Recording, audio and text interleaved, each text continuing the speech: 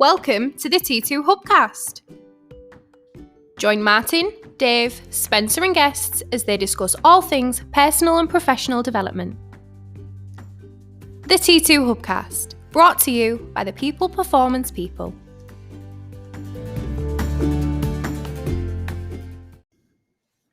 So welcome back to the T2 Hubcast with me, Martin Johnson. And me, Spencer Locker.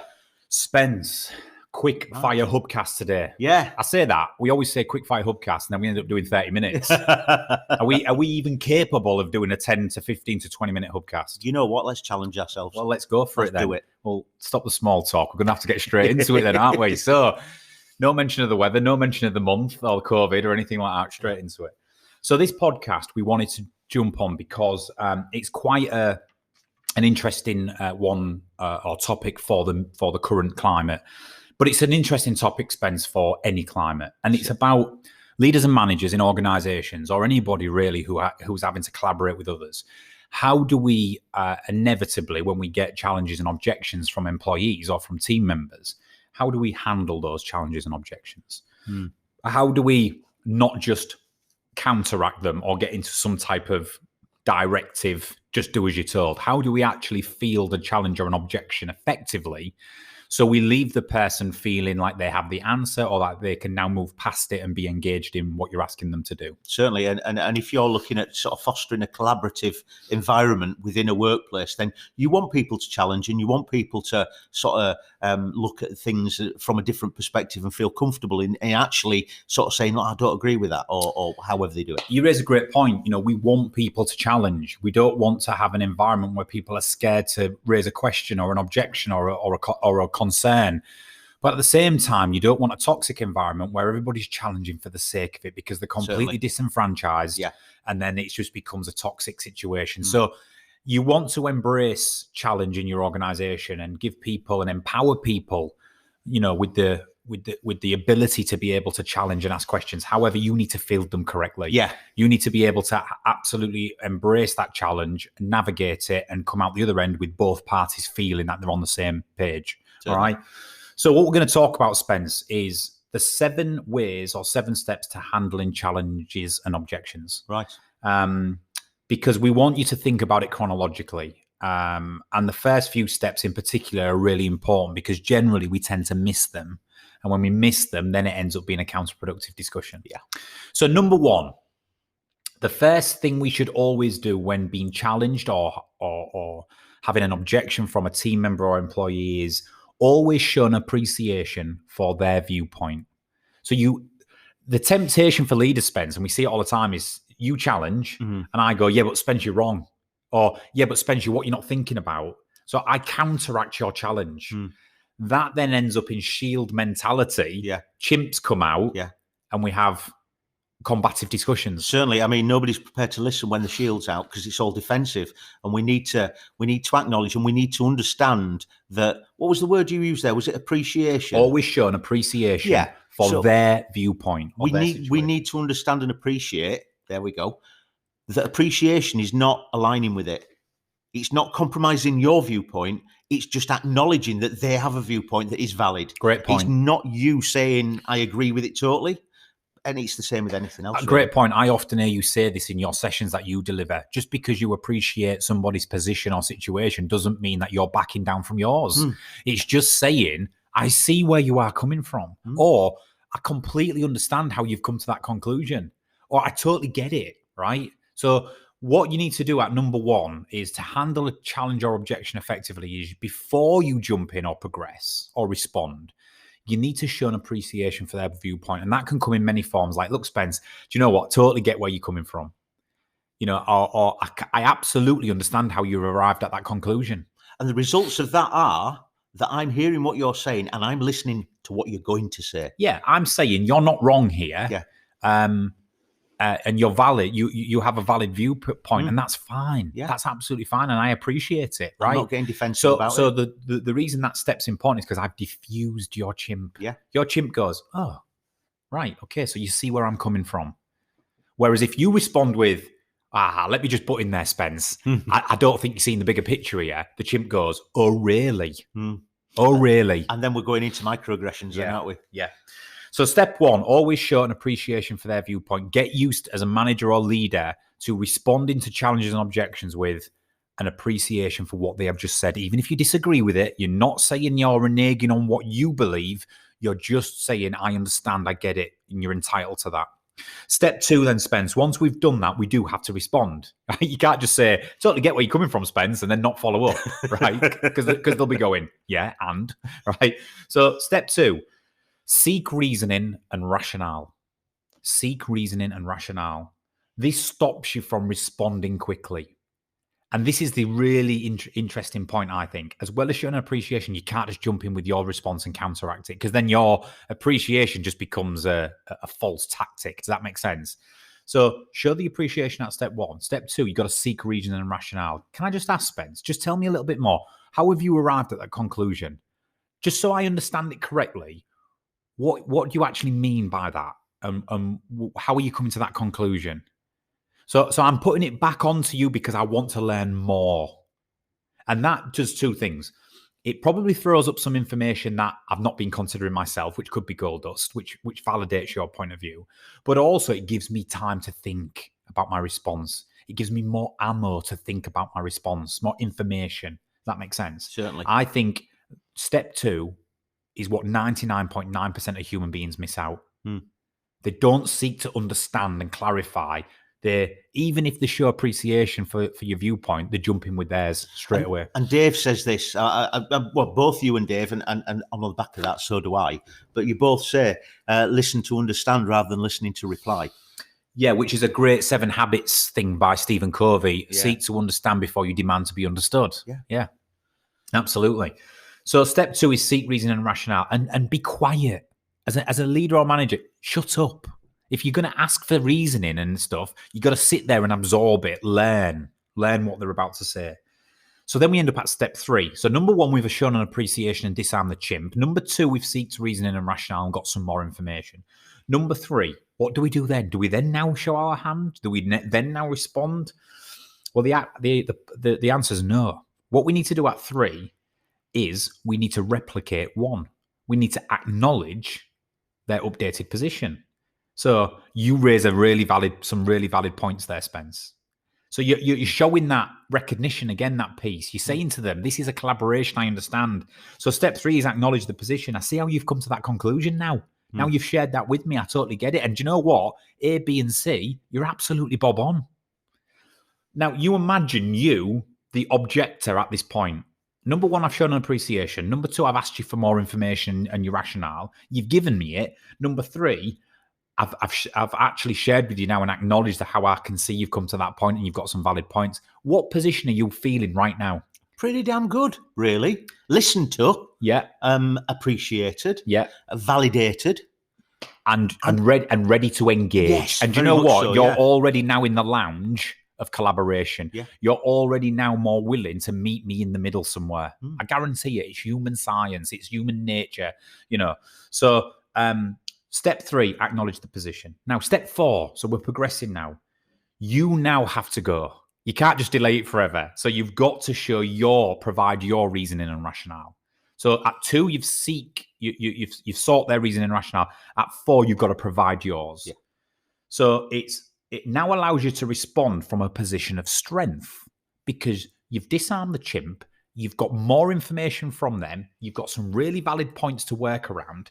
So when you are now coming across as the leader with your reasoning and rationale for a certain situation or decision, you can now build it around what you've already learned. You can wrap it into that rather than counteracting. Does that make sense? Yeah, from the spirit of collaboration as well. If you've demonstrated those first 3 values, then in the spirit of reciprocation, the other person is prepared to demonstrate those 3 values with you. You're going to have a much more productive discussion at this point. Yeah. I guarantee it, right? So once you've provided your reasoning and rationale, here's the golden nugget, right? Here's gold dust. You must always finish your reasoning and rationale with this statement before you can move on to the next step. And it's simply this. So you provide your reasoning and rationale, followed by, have I answered your question? Does that answer your question? Does that make sense? So the original objection that's come, you're now asking, having gone through steps 1, 2, 3, and 4, from me listening to you, showing an appreciation, getting more info, acknowledging your position, and providing my position, have we now concluded? Has it answered your question, your objection? You'll get 2 answers to this, Spence. You'll get yes. Okay, yeah, I'm comfortable with that. Done. No need to go on to any further steps. Or you'll get, no, I don't think you have. I still believe that this is the wrong thing to do. Or I still think X. So at this point, if it's yes, brilliant, move on, cup of tea, let's go, right? If it's no, we've got to progress through to the next steps. At this point, you made a really valid point on this. Before moving to 5, which we'll talk about in a second, sometimes it does you good to go back to 2. So you said, if the answer to providing your rationale at this point is no, seek reasoning and rationale again from them. So just let me understand, Spence. Have I understood you correctly? A minute ago, you said X, Y, Z, because you might then add some more stuff that's still eating away in your mind. You know what I mean? So it's not a bad tactic. Sometimes if you feel like you haven't got a good enough job, you haven't done a good enough job at 2, go back to it and seek some further reasoning and rationale. Bit of clarification. But if you have, move on to step 5. If it's a no answer, look, you haven't answered my question yet. I still feel that I've got a point. You've got to move to 5. And at this point, this is the art of leadership, right? And negotiation. Always trade, never concede. So 5 is always trade, never concede. And what this means is you have to find a win for them, no matter how small. You've got to concede some ground to get your overarching commitment from them secured. You know, you can't just go, well, at 5, you can't just go, well, listen, I've spoken to you now. It is what it is. Crack on with it. You know, you've got to try and find some type of trade to get the person on board. But don't just concede and go, okay, Spence, you have it your way. We won't do it, because that's not good either. Always trade, never concede. So use language like, okay, so what if we did this? Or what if we considered X in relation to what you raised earlier, but the rest of it I need your buy-in on? You're more likely to go, yeah, okay. So if I give you something, but I still hold firm on my non-negotiables, that's what I want at step 5. Does that make sense? Yeah. Always trade, never concede. Step 6, once we've hopefully navigated that well, if we've managed to trade and we've got some buy-in, ask for commitment is step 6. Ask for commitment. Listen, Spence, I need you to back me on this. I need to know you're on board. That's important, isn't it, Spence? Because otherwise you go off if you don't ask for that commitment and they think, oh, I've got one over on the boss, or I got away with it then. And they're not truly happy with the situation. Yeah. And you're going to be revisiting this further down the line. Yeah. It needs to be sustainable, doesn't it? It does. Yeah. And you need to be fully committed and bought in. So ask for commitment. And then step 7, the final one, assuming we get that, is get them in the tent. I've put get them in the tent, step 7. So don't just, at 6, don't just walk away. The real great leaders and the real results of handling objections and challenges is when that person leaves, not only on board, but actually becoming a champion of what it is you're discussing. They come in the tent with you and become ambassadors and champion for the decision or the change or whatever it might be. So, you know, something like at the end, listen, I've really enjoyed this conversation. I value your input on this. It's really made a difference. Can I ask, would you be open to champion this with the team, supporting me? I could use your influence, right? Yeah.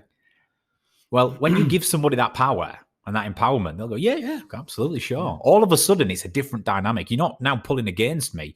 You're now championing it for me. Yeah. You do a great piece on the ground influencers about this, don't you? It's really important, isn't it? Because on the ground, people who are influencers within a group have the ability to challenge and object and take others with them. Or leaders who get smart, bring them in the tent and use them to their advantage. Yeah. And we do talk about this when we talk about management styles. There's certain management styles we can get in the tent and it's transformative. When they could actually initially be perceived as being sort of difficult employees or difficult team members, once you do it and you do it right, it's almost magical. I've got to say, it's almost magical. You're right, and some people say, well, I don't want certain characters in my team in the tent because they can be as negative and toxic as they are influential. Let me tell you something. Those people, when you truly get them in the tent, are the best people to have in, because they are such influencers in the wider group of a negative nature sometimes when they're out the tent. that if you get them in, they are equally as influential in a positive way. Yeah. So it is the biggest, greatest win you can ever have as a leader to get some of your big characters in the team, some of your influencers in the tent. And it's really, really positive and very encouraging to know that by following those 7 steps, you can actually achieve that. Yeah, absolutely. And this is just about bringing the unconscious into the conscious. Don't go into conflict management and objections and challenges unconsciously and blinded, right? Don't go in just reacting. Go in with your smarts. Go in understanding that actually there is a, in social sciences, there's a process to follow to be able to, first of all, disarm somebody and lower the emotion, get them into a space where they're willing to collaborate, give a little bit of ground where you can, finalize some commitment around what we both agree in here and understand is the right thing to do, and actually then turn them from an objector into a sponsor, right? That's the art of what we're saying here. And I'll just go through it again one last time, Spence, because we're on 15 minutes and we've been really quick. No way. Yeah, absolutely. This is great. So, but again, we don't want to rush it because it's an important topic, right? But 7 ways to handle challenges and objections with your team, with your colleagues, with your members, right? Number 1, always show an appreciation for their viewpoint. Diffuse the chimp. I totally appreciate where you're coming from, Spence, and I can see how you've come to that conclusion, right? Number 2, once we've done that, seek reasoning and rationale. Don't jump in with your response. In fact, if you seek reasoning and rationale, tell me, Spence, tell me a little bit more. How have you arrived at this conclusion? Or what is it that makes you think this? Or share a little bit more with me so I can understand. If you can do that, then it stops you from responding quickly, but you're about to get some gold dust. Something might raise its head that you're not aware of, which is a really valid point, okay? Then step 3, you're still not going to jump in at this point. You've got to acknowledge the position they've just shared with you. Again, the further information. You raise really valid points there, Spence. And I can see how you've come to the conclusion on A, B, or C. It's a really good point. Then 4, we've got to provide reasoning and rationale on step 4. So now it's your time to respond, but you're doing so from a position of strength, given what you've learned in the first 3 steps. Followed by, once you've given your reasoning and rationale at step 4, has that answered your question? Are you now more comfortable with this? You will get yes or no. If it's yes, job done, finish. If it's no, you can revisit 2 again to seek some more reasoning and rationale, or you progress to 5. Okay, clearly I've not convinced you and we need to move a little here. Always trade, never concede. So you still need as a leader to enforce that decision or to back the organization or to justify what's going on, but you need to give a little bit of ground. So think about where you can do that to get that collaborative environment going. Step 6, assuming you've been successful at that, ask for commitment. If you've given some ground as a leader, Spence, I want something back.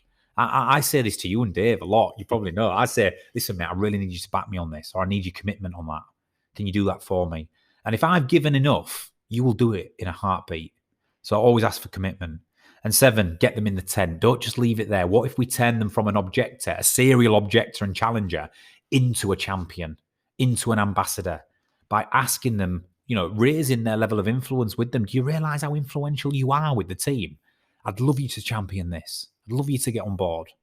That is the game changer, because you will stop the objections and challenges from coming time and time again.